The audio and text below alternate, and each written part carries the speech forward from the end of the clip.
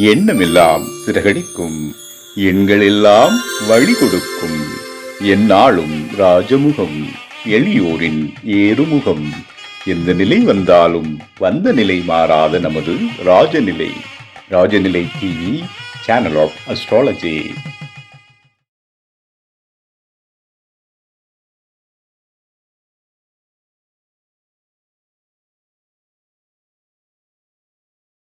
வாழ்க தமிழ், வளர்க ஜோதிடம். அனைவருக்கும் அன்பான காலை வணக்கம். இன்று பிறந்தநாள் மற்றும் திருமணநாள் கொண்டாடும் அனைவருக்கும் ராஜநிலை டிவி சார்பாக வாழ்த்துக்களை தெரிவிப்பது உங்கள் ராஜநிலை எண்கணித வித்தகர் லால்குடி செந்தில். நம்ம இன்னைக்கு நிகழ்ச்சியில் பஞ்சாங்க பற்றிய குறிப்பும் ராஜநிலையின் அதிர்ஷ்டமான எண்கள் 12 ராசிக்கும் தெரிஞ்சுக்க போகிறோம். ஆடி மாத பலன்களில் துலா ராசியோட தொடர்ச்சி இன்னைக்கு வீடியோவில் பார்க்க போகிறோம். வாங்க வீடியோக்குள்ளே போகலாம். உத்தராயண காலம் பராபவ வருடம் ஆணி மாதம் 30ஆம் தேதி செவ்வாய்க்கிழமை இன்று அமாவாசை 14/7/2026. நல்ல நேரம் காலை 7:45 மணி முதல் 8:45 மணி வரை, மாலை 5 மணி முதல் 6 மணி வரை. கௌரி நல்ல நேரம் காலை 10:45 மணி முதல் 11:45 மணி வரை, இரவு 7:30 மணி முதல் 8:30 மணி வரை. ராகு காலம் மதியம் 3 மணி முதல் 4:30 மணி வரை. குளிகை நேரம் மதியம் 12 மணி முதல் 1:30 மணி வரை. யமகண்டம் காலை 9 மணி முதல் 10:30 மணி வரை. இன்று சூலம் வடக்கு திசை. வடக்கு திசை நோக்கி போறவங்க ஒரு டம்ளர் பால் சாப்பிட்டுட்டு போங்க, நிச்சயமாக காரியம் வெற்றி அடையும். ஓகேங்களா? இன்னைக்கு மதியம் 4:33 வரை அமாவாசை இருக்கு. ஆடி அமாவாசை ரொம்ப சிறப்பான நாள். உங்க முன்னோர்களுக்கு பாத்தீங்கன்னா இன்னைக்கு திதி கொடுக்கக்கூடிய காலம். ஓகேங்களா?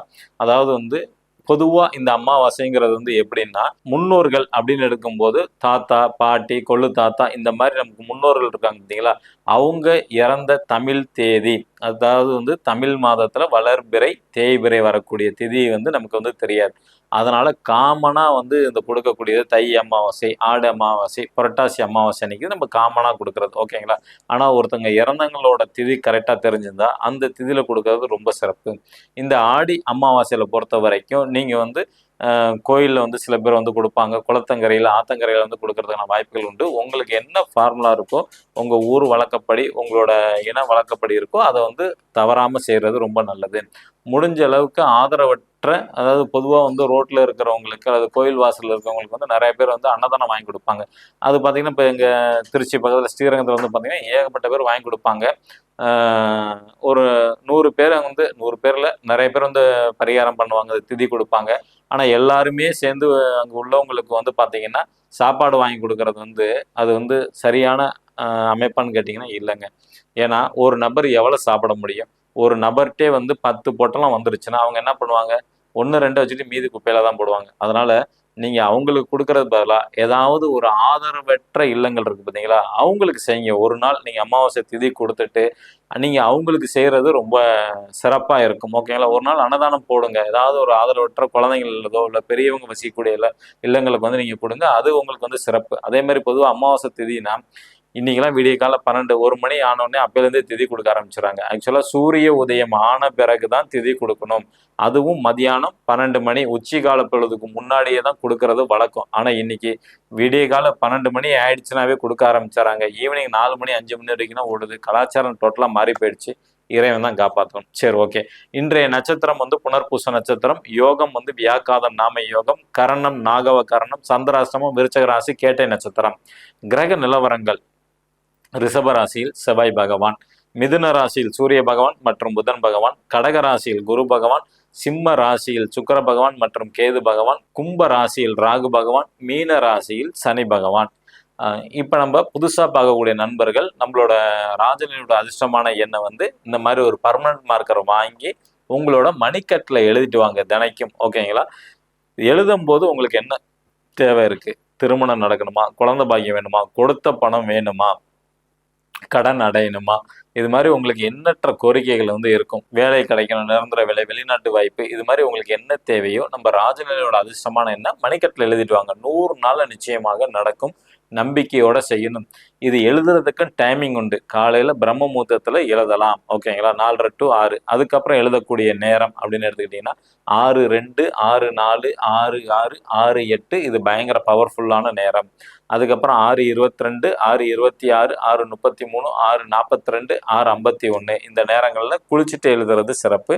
இதுக்கப்புறம் இதை அப்படியே 8 மணிக்கு நீங்கள் மாற்றிக்கலாம். ஓகேங்களா? 7 to 8 எழுத வேண்டாம். மேச ராசி அல்லது மேச லக்னத்தில் பிறந்த நண்பர்கள் இன்று பயன்படுத்த வேண்டிய ராஜநிலை அதிர்ஷ்டமான எண் 88 88. ரிஷப ராசி அல்லது ரிஷப லக்னத்தில் பிறந்த நண்பர்கள் இன்று பயன்படுத்த வேண்டிய ராஜநிலையின் அதிர்ஷ்டமான எண் 90 90. மிதுன ராசி அல்லது மிதுன லக்னத்தில் பிறந்த நண்பர்கள் இன்று பயன்படுத்த வேண்டிய ராஜநிலையின் அதிர்ஷ்டமான எண் 85 85.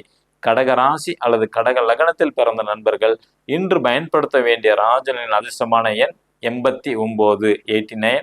சிம்ம ராசி அல்லது சிம்ம லக்னத்தில் பிறந்த நண்பர்கள் இன்று பயன்படுத்த வேண்டிய ராஜநிலையின் அதிர்ஷ்டமான எண் 33 33. கன்னி ராசி அல்லது கன்னி லக்னத்தில் பிறந்த நண்பர்கள் இன்று பயன்படுத்த வேண்டிய ராஜநிலையின் அதிர்ஷ்டமான எண் 20 20. துலா ராசி அல்லது துலா லக்னத்தில் பிறந்த நண்பர்கள் இன்று பயன்படுத்த வேண்டிய ராஜநிலையின் அதிர்ஷ்டமான எண் 12 12. விருச்சக ராசி அல்லது விருச்சக லக்னத்தில் பிறந்த நண்பர்கள் இன்று பயன்படுத்த வேண்டிய ராஜநிலையின் அதிர்ஷ்டமான எண் 14. தனுசு ராசி அல்லது தனுசு லக்னத்தில் பிறந்த நண்பர்கள் இன்று பயன்படுத்த வேண்டிய ராஜநிலையின் அதிர்ஷ்டமான எண் 51 51. மகர ராசி அல்லது மகர லக்னத்தில் பிறந்த நண்பர்கள் இன்று பயன்படுத்த வேண்டிய ராஜநிலையின் அதிர்ஷ்டமான எண் 54 54. கும்ப ராசி அல்லது கும்ப லக்னத்தில் பிறந்த நண்பர்கள் இன்று பயன்படுத்த வேண்டிய ராஜநிலையின் அதிர்ஷ்டமான எண் 72 72. மீன ராசி அல்லது மீன லக்னத்தில் பிறந்த நண்பர்கள் இன்று பயன்படுத்த வேண்டிய ராஜநிலையின் அதிர்ஷ்டமான எண் 66 66. இவை அனைத்தும் காமனான ராஜநிலையோட அதிர்ஷ்டமான எண்கள் தான். உங்க ஜாதகப்படி உங்களுக்கு அதிர்ஷ்டமான செல்போன் நம்பர் வேணுமா, அதிர்ஷ்டமான பாஸ்வேர்டு வேணுமா, பணத்தை இருக்கிற மாதிரி அப்படின்னா கீழே உள்ள நம்பர் கான்டாக்ட் பண்ணுங்க. கட்டணம் செலுத்தி தான் எடுத்து தரப்படும். இப்போ நம்ம அடுத்தது பார்க்கக்கூடியது ஆடி மாத பலன்கள். ஓகேங்களா, இதுல துலா ராசியோட தொடர்ச்சியை தான் இன்னைக்கு பார்க்க போறோம். நேற்றுக்கு குழந்தையை பற்றிய பாக்கியம் அரசியல் உள்ளவங்களுக்கு தெரிஞ்சுக்கிட்டோம். இன்னைக்கு வேலை வாய்ப்பு. ஓகேங்களா, துலா ராசிக்கு 6ஆம் இடத்துல சனி பகவான் இன்னும் 2 வருஷத்துக்கு அங்கதான் இருக்க போறாங்க. இந்த 6ஆம் அதிபதியான குரு பாத்தீங்கன்னா 10ல இருக்கிறாங்க, உச்ச நிலையில இருக்கிறாங்க, தன் வீட்டையும் பாக்குறாரு. ஓகேங்களா, அதனால புதுசா வேலை தேடுறவங்களுக்கு வேலை கிடைக்கும். நிச்சயமாக புதிய வேலை வாய்ப்பு உருவாகும், கிடைக்கும். அதே மாதிரி ஒரு சில பேர் என்ன பண்ணுவாங்கன்னா, வேலையிலேருந்து ரிசைன் பண்ணிட்டு தொழில் செய்யலாமா அப்படிங்கிற ஒரு எண்ணம் ஆர்வம் வரும். அவசரப்படக்கூடாது. உங்களோட ஜாதகப்படி நீங்க செய்யணும்னு நினைக்கக்கூடிய தொழில் உங்களுக்கு அமைப்பு இருந்தால் செய்யலாம், இல்லைன்னா தவிர்க்கிறது நல்லது. உங்க வீட்டுக்கு அருகில் உள்ள ஜோதிடரை அணுகி ஜோசியரை பார்த்து நான் இந்த தொழில் செய்யலான்றதுன்னு கேட்டுட்டு முடிவு எடுக்கிறது தான் ரொம்ப சிறப்பு. ஓகேங்களா, அதே மாதிரி ஒரு சில நபர்களுக்கு சம்பள உயர்வு கிடைக்கும். ஒரு சில பேர்த்துக்கு பார்த்துக்கிட்டிங்கன்னா மாற்றத்தையும் கொடுக்கும், வேலை மாற்றத்தையும் கொடுக்கும். அடுத்தது கணவன் மனைவிக்கு எப்படி இருக்கும் அப்படின்னு கேட்டுக்கிட்டிங்கன்னா, துலா ராசிக்கு 7ஆம் இடம் செவ்வாய் தான். அவர் 8ல் பயணம் செய்கிறாங்க. ஓகேங்களா, அந்த 7ஆம் இடத்தை ராகு பார்க்குறாங்க. கடந்த 1.25 வருஷமா கணவன் மனைவியில் சின்ன சின்ன கருத்து வேறுபாடுகள் வரதுக்கு வாய்ப்புகள் உண்டு. இன்னைக்கு எல்லா குடும்பத்தில் அதானே நடக்குது அப்படின்னு நீங்கள் சொல்லுவீங்க, உண்மைதான். இருந்தாலும் உங்களுக்கு கொஞ்சம் அடிஷ்னலாகவே கூட வச்சு செய்யறதுக்கான வாய்ப்புகள் உண்டு. சின்ன சின்ன பொய் சொல்றதுக்கான வாய்ப்புகளும் அதிகமாக உண்டு. ஓகேங்களா, குடும்ப நபர்கள் மேல் அதிக பாசம் வரும். பணம் பொருள் தேடி போகக்கூடிய சூழ்நிலைகள் உங்களுக்கு உருவாகும். அடுத்து திருமணம் நடக்குமா துலா ராசியில பிறந்தவங்களுக்கு அப்படின்னா, உங்களோட உட்பிரிவில் பார்த்தீங்கன்னா நிச்சயமா நடக்க வாய்ப்புகள் உண்டு. அடுத்து தந்தைக்கு எப்படி இருக்கும் அப்படின்னு பார்த்தீங்கன்னா, 9ஆம் இடம் புதன் ஆட்சி பலம் பெற்றிருக்கிறாங்க. அந்த இடத்த கேது பார்க்கறனால தந்தைக்கு பார்த்தீங்கன்னா நல்ல பண வரம் உண்டு. எந்த உதவி செய்கிறதா இருந்தாலும் எதிர்பார்த்து செய்யலாம். அவங்களுக்கு அமைப்பு சூப்பராக இருக்குது. உண்மையை தான் பேசக்கூடிய அமைப்புகள் உண்டு. உணவு பிரியராக இருப்பாங்க. கொஞ்சம் வரவுக்கும் செலவுக்கும் சரிசமமாக இருக்கும் உங்களோட தந்தையை பொறுத்த வரைக்கும்.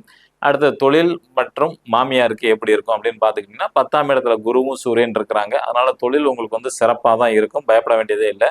கோயில் சொத்துக்கள் மூலம் சில பேர்த்துக்கு லாபங்கள் கிடைக்கும். அதாவது சில பேர் கோயில் வாசல்ல வியாபாரம் பண்ணுவாங்க, அவங்களுக்கும் அதிகப்படியான லாபங்கள் உண்டு. தொழிலில் நல்ல முன்னேற்றம் கிடைக்க வாய்ப்புகள் உண்டு. அதே மாதிரி உங்களோட மாமியாரால் உங்களுக்கு அதிகப்படியான லாபம் உண்டு. துளாராசியில பிறந்தவங்க உங்க மாமியாரால் நல்ல லாபங்கள் உண்டு. உங்க மாமியாருக்கு பேர் புகழ் எல்லாமே கிடைக்கும்.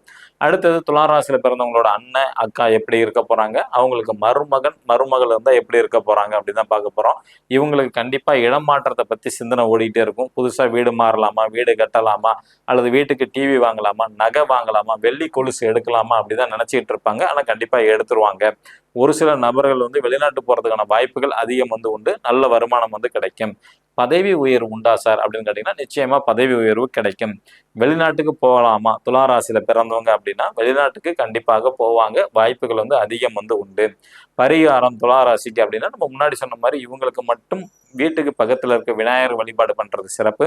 ஆனா எல்லாருமே குலதெய்வ வழிபாடு ரொம்ப முக்கியம். குலதெய்வம் தெரியாதவங்க சூரியன் வழிபாடு, சந்திரன் வழிபாடு பண்ணணும். அப்படின்னா காலைல 7 மணிக்கு முன்னாடி குளிச்சுட்டு வீட்டுக்கு வெளியில வந்து சூரியனை பார்த்து நமஸ்காரம் பண்ணணும், கையெடுத்து கும்பிடணும். எங்க குலதெய்வத்தை நீ தான் காட்டணும்னு சொல்லி வேணும்னா போதுமானது. அதே மாதிரி இரவில் வந்து சந்திரனை அதே மாதிரி வழிபாடு பண்ணுங்க. அடுத்து வீட்டுக்கு பக்கத்துல இஷ்ட தெய்வம் ஏதாவது ஒரு சாமியை பிடிச்சுக்கணும். ரெகுலரா குறிப்பிட்ட நேரத்துக்கு ரெகுலரா போகணும். இந்த மாதிரி ரெகுலரா போயிட்டு வந்தீங்கன்னா உங்களுக்கு வந்து வாழ்க்கையில எல்லா விதமான நன்மையும் நடக்கும். நம்பிக்கை இருப்பவர்களுக்கு நவகிரகங்கள் வழிகாட்டும் என்று கூறி உங்களிடமிருந்து விடை பெற்றுக் கொள்கிறேன். மீண்டும் சந்திப்போம். நன்றி, வணக்கம், வாழ்க வளமுடன்.